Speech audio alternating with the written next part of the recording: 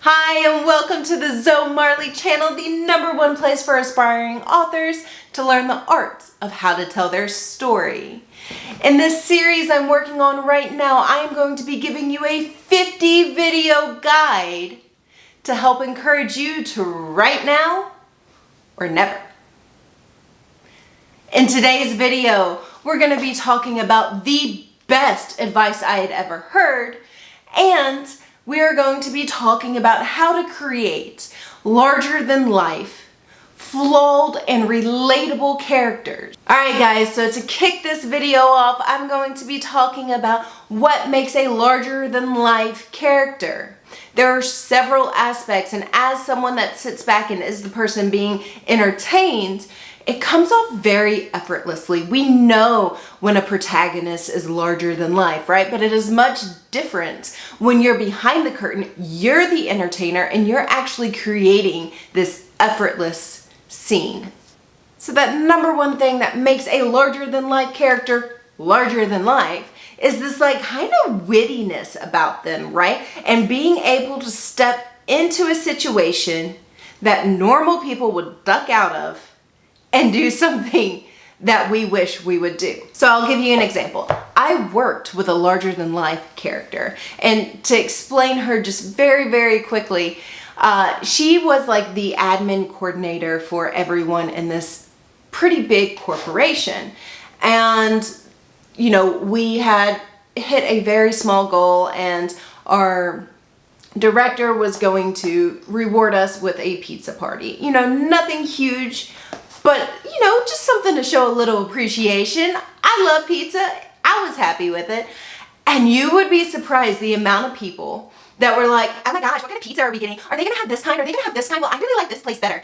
And this particular lady, who changed my life because she is a larger than life person, stands up and she goes, "It's free pizza!" That was the worst New Jersey accent I've ever done. But that's what she said. Everyone remembered to be grateful, to be appreciative of the gift that they were given, to remember to celebrate themselves.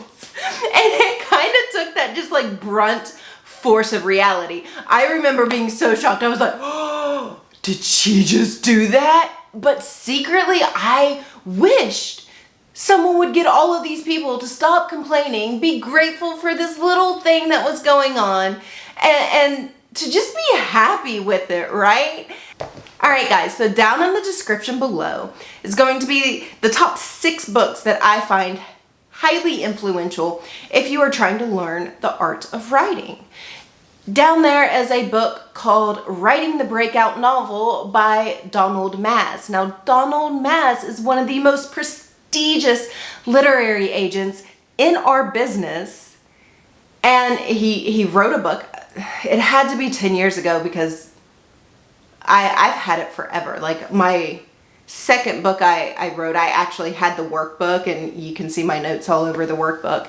But in there, he has an entire chapter dedicated to larger than life characters. Every bit of advice, every example is absolutely incredible and inspiring. I highly suggest you go, even though it's a decade old, take the time, read it if you haven't, study that chapter in particular, because it's incredible. Alright guys, so next we're going to break into character flaws and how to make these characters relatable. This is awesome, but remember, after that, I'm going to be able to tell you the best piece of writing advice I've ever been told. So stick around to the end of the video so you can hear that message. Alright, story time. Mommy Zoe is chasing her adorable little boy, and we've got just a little weird architecture here and there where, you know, a little wall comes out. And I was chasing my son, and he turns around and he looks at me, just ear to ear grin, and he knocked himself out on the wall. Anyway, when we're talking about character flaws, yes, it's funny to add little quirky things like someone is clumsy. But when I'm talking about a character flaw, being clumsy, while funny, isn't exactly what I have in mind. All right, so the number one thing is to give your character a flaw that is going to affect every part of their life. This is going to affect their personal relationships, maybe husband to wife, maybe mother to child, maybe their social life. It's going to affect their finances. It's going to affect their work life, right? So let's dig into a quick example. Let's say we have an alcoholic. Now, there are tons of things that you can think of that's really bad that's associated with alcoholics. Yes, you can use them if that's what speaks to you, but at the end of the day, I really want you to do some brainstorming. Kind of think outside the box. Don't put them in the exact stereotypical setting that most would. So to me, the most stereotypical horrible alcoholic I can think of is, a big strong man that comes home and beats his wife, right? That's just one assumption that I'm saying, think outside of that. So real quick, let's look into this. Let's make it a woman. So we have this lady, she's an alcoholic. She has a son, she has a husband. She quit her job, very well-paying job, to invest in a moonshine company, right? She now runs it, she operates it, she owns it. It took all of her retirement, it's taken all of her money, she's had no returns. It is a continuous sinkhole. Let's say her husband is a truck driver. He's out on the road all the time. He's notorious for cheating. He's never home. Let's look at her son. Her son is an awesome little boy. But because of her addiction, because her husband is never home, because of the stress from her financial situation, she is always stressed out and she's turning to alcohol. Now, this makes her not keep promises to her son. So, okay, Scotty, I'm going to pick you up from school today. And he waits and he waits and he waits and he waits and she's never there. How horrible. So this is one big storm and she's almost at a breaking point, it sounds like, right? Well, this is where you want your character to be. And if you're sitting there and you're like, oh, I write middle grade. I'm writing for kids. My character is a child. They're not going to be an alcoholic. They're not going to have this many issues. You're right. But they need to be a product of a bad environment, right? So if your main character is a child, maybe your main character is the child of a drunk whose father is never in his life and his mother makes him work at the distillery 24/7.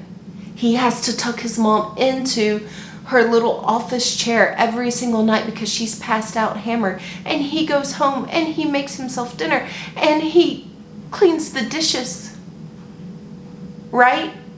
Something's got to change, even in his life. Now, this is his environment. This isn't his flaw. You have an environment, you have a flaw. You know how your kid's environment is. Here's the flaw that comes from it. Maybe he has very high social anxiety. Maybe she screams at him that he's not doing it right. Maybe he's doing the bottling for the moonshine, and there's a special way to wax the top, and he isn't doing it right, and so she screams at him before she passes out every night. And this has given him this fear of failing, so he never tries something new. Those are flaws that stem from his environment, right?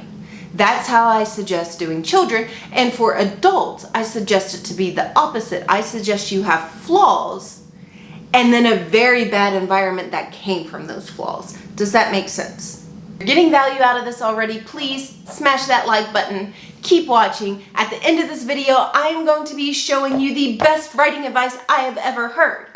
We got one quick thing we're going to do to kind of lighten the mood a little bit though before we get there, and that is to really look at characters who embody this larger than life, flawed world, right? So let's start with probably the most popular character in fantasy fiction, and that would be Tyrion Lannister, right? One of my favorite characters ever. All right, so tell me, what is Tyrion's flaw? If you said he's a dwarf and all dwarves are bastards in their father's eyes, you're wrong. That's not his flaw. That's his environment. That's what he was born into. His flaw on the surface level is that he's like a little lusty lush when we first meet Tyrion, right? I mean, seriously. That's his flaw. But it goes so much deeper than that. His real flaw is that he doesn't know what it's like to be loved. His mother died giving birth to him. His sister resented him for it.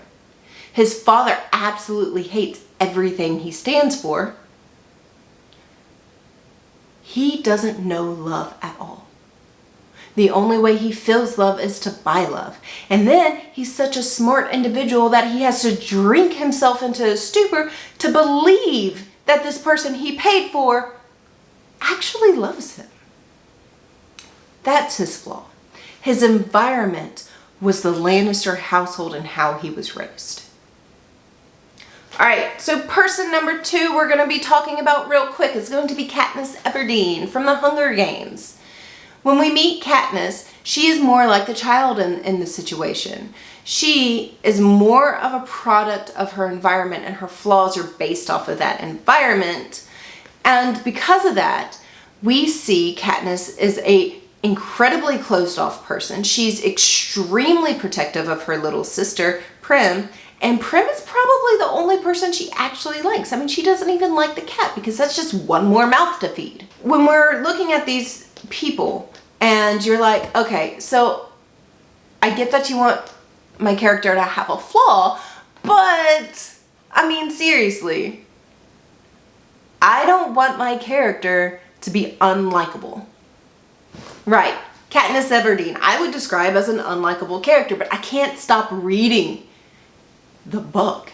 1, it's an amazing world. 2, the pace is just unreal.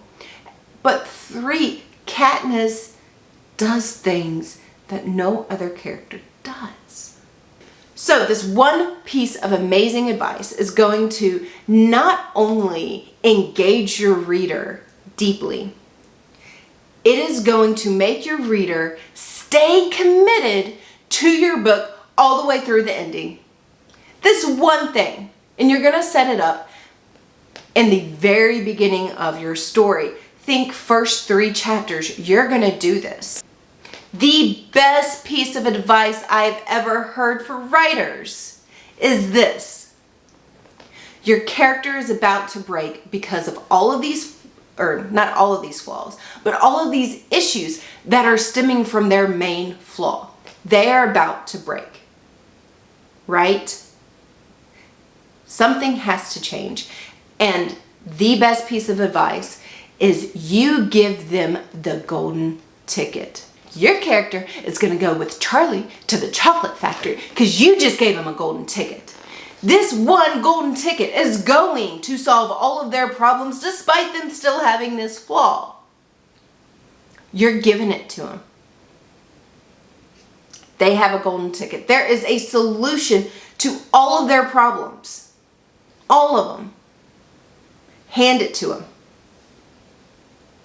And the best writing advice ever says to make them fail so hard. Everything your character wants, everything that is ruining your character's life, this one flaw that is consuming every single day and night, give them the golden ticket. Make them go after it with everything they have and make them fail at it. All right, guys, so if you got value from this, smash that like button, please.